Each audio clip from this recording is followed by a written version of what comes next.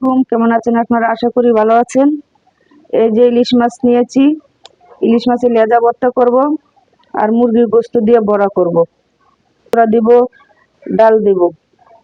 কড়াই গরম হয়ে গেছে, তেল দিয়ে দিব।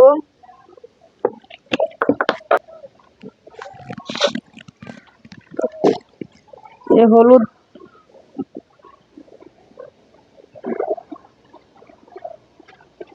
এই যে হলুদ লবণ মাখিয়ে নিয়েছি, দিয়ে দিলাম তাওয়ায়। হয়ে গেছে, উঠায় নেব।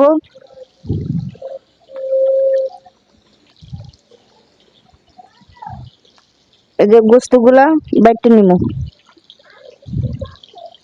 ইলিশ মাছ ভাজা হয়ে গেছে, নামিয়ে নেব।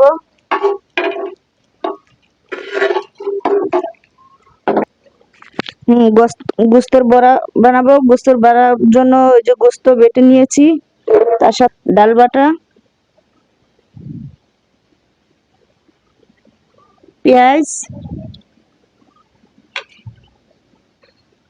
ধনিয়া পাতা,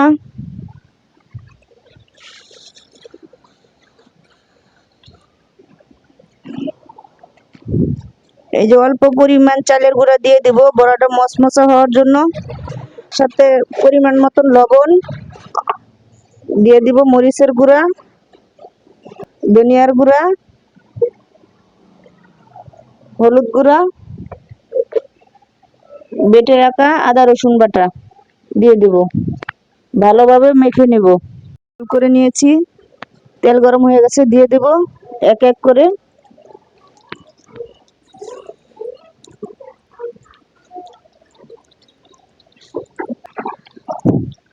চুলা ডিম করে আস্তে আস্তে করে ভেজে নিব মচমচা করে। বড়াগুলি উল্টে নেব।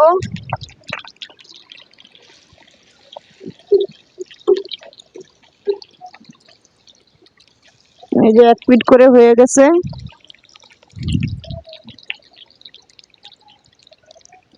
এখন ওই যে ইলিশ মাছের লেজার কাঁটাগুলি বেছে নেব ভালোভাবে। বড়াগুলো হয়ে গেছে, নামিয়ে নেব। এই যে লাল লাল করে ভেজে নিয়েছি।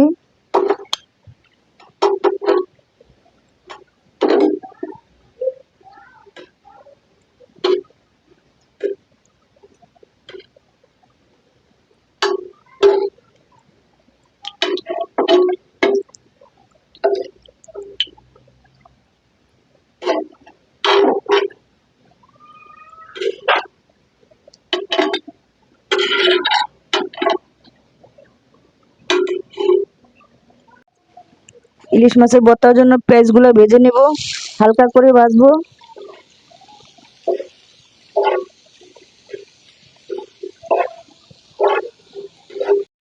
পেঁয়াজ ভাজা হয়ে গেছে, নামিয়ে নেব। ইলিশ মাছের কাটা বাছা শেষ, কারণ ভর্তা বানিয়ে নেব। ওই যে মরিচ গুঁড়া করে নিয়েছি, মরিচ কষলে নিতেছি, দিয়ে দিব পেঁয়াজ,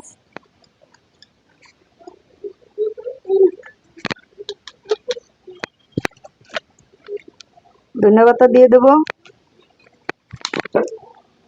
পরিমাণ মতো লবণ। বাজার সাথে লবণ দিছিলাম, তাই লবণ কম দিছি।